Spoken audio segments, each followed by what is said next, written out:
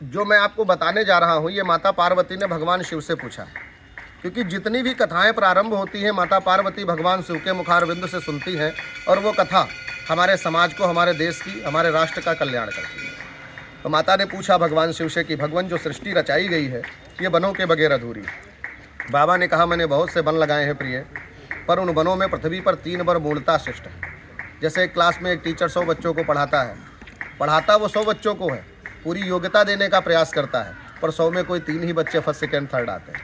उसी तरीके से 3 वनों का जब वर्णन बताया है, तो सबसे पहले भगवान शिव ने नैमिष के तप वनारण्य का नाम लिया, जहाँ तपस्या करने से साधक को सिद्धि प्रदान हो जाती है। इसका नैमिष नाम क्यों था? निमिष इस पलक को कहते हैं। यहाँ निमिष मात्र में दैत्य जो है वो नाश हो जाता था, दमन हो जाता था, इस वन में प्रवेश नहीं कर सकते थे। इस वन की परिधि जो है वो 84 कोस की है, इसका क्षेत्रफल जो है।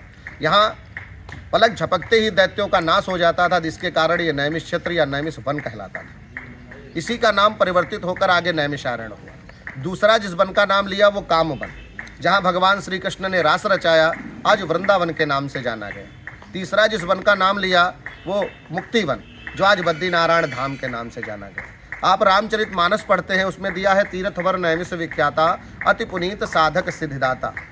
नैमिष वन को अति पुनीत, अति का कहीं वर्णन नहीं है, पर अति जो है यहाँ के लिए लगाया गया। पुनीतों में भी ये पुनीत है, साधक को सिद्धि प्रदान कर देने वाला ये नैमिष का तप बना रहे हैं। इसको नैमिष की उपाधि से अलंकित किया गया था। आप भागवत जी सुनते हैं, चाहे वो सुखदेव मुनि परीक्षित को सुना रहे हो, चाहे सूत जी सनकादि को सुना रहे हो, उन्होंने भी कहा है नैमिषे निमिषे क्षेत्रम। पर यही नैमिष चल करके सत्यनारायण की कथा में नैमिषारण्य हो जाता है। एकदा नैमिषारण्य ऋषया सोनकादया पलुक्षुमनियम श्रुतम पौराणिकम खलु। यहाँ पर जब दधीच का अस्तिदान हुआ और एक समय 88,000 ऋषि 33 कोटि देवी देवता ब्रह्मा के पास गए और बोले, ऐसा स्थान बताओ जहाँ निर्विघ्न होकर के हम तपस्या करें, ये दैत्य न जाते हो।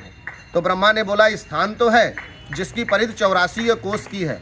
मैं अपने मनोमय चक्र को उत्पन्न करता हूँ, इस चक्र का अनुसरण करते हुए आप इसके साथ में जाइए। पहले ये 84 कोसी परिधि को आपको दिखाएगा और उसके बाद उस 84 कोसी परिधि के केंद्र में समा जाएगा। तो वो 84 कोसी परिधि को दिखा करके केंद्र में समाने लगा, तो 6.5 पाताल तोड़ दिया। तो देवताओं को चिंता हुई कि 7वां पाताल अगर टूटा तो पृथ्वी जलमय हो जाएगी।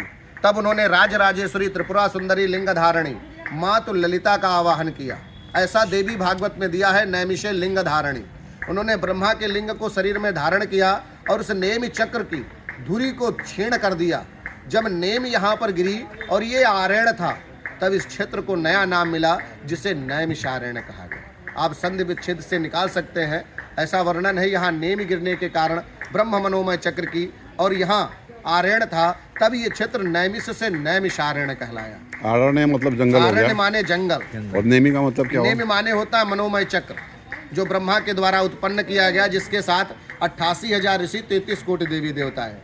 आज वही लिंग धारणी मातु ललिता दर्शन दे रही हैं, जिनका देवी भागवत में वर्णन है, नैमिषे लिंग धारणी। चक्र तीर्थ का जो आप दर्शन करते हैं, ये ब्रह्म मनोमय चक्र है, जो यहाँ पर 88,000 ऋषि 33 कोटि देवी देवताओं को लेकर के आया। इसी आरण्य में मनु शत्रुपा ने तपस्या किया। ब्रह्मा जी ने उनको अंतिम चरण में दाहिने से मनु और बाएं से शत्रुपा का प्रकट किया और कहा, मनुष्य योनि को पैदा करो जा करके। तब यहाँ वो आकर के तपस्या करने लगे। रामचरित मानस में दिया है, विधि हरिहर तप की न पारा, मनु समीप आए बहुबारा। उन्होंने कहा, क्या कर रहे हो? तुम्हारा जन्म किस लिए हुआ है कि मनुष्य योनि को बढ़ाओ, और तुम तपस्या करने लगे हो, क्या चाहते हो? तो बोले, आपके जैसा पुत्र।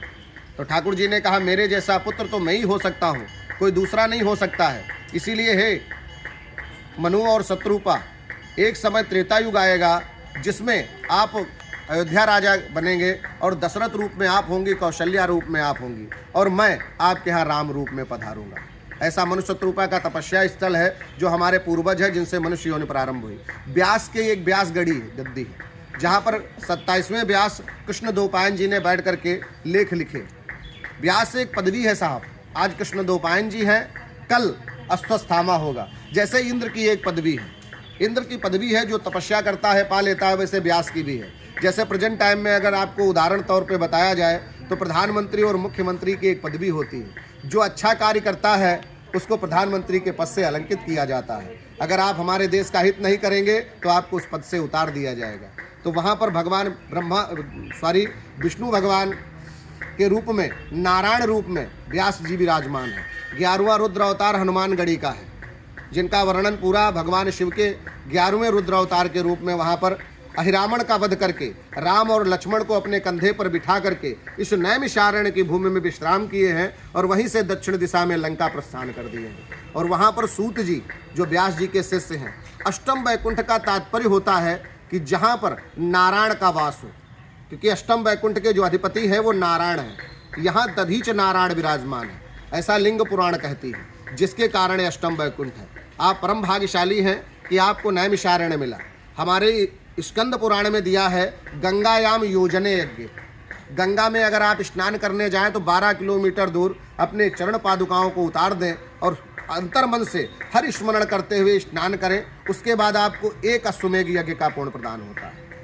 काशी चेव अर्ध, काशी में इसी प्रक्रिया को अगर आप 6 किलोमीटर में करते हैं तो आपको एक अश्वमेघ पुण्य प्रदान होता है। मेकम कुरुक्षेत्र, कुरुक्षेत्र में अगर आप 3 किलोमीटर की यही प्रक्रिया करते हैं जो 12 किलोमीटर गंगा स्नान में करते हैं तो आपको एक अश्वमेघ यज्ञ प्रदान होता है। और हमारे नैमिष के लिए दिया हुआ है नैमिषे तू पदे पदे, यहाँ पग पग चलने से आपको अश्वमेघ यज्ञ का पुण्य प्रदान होता है, ऐसा स्कंद पुराण कहते हैं। आप परम भाग्यशाली हैं, सभी का स्वागत है।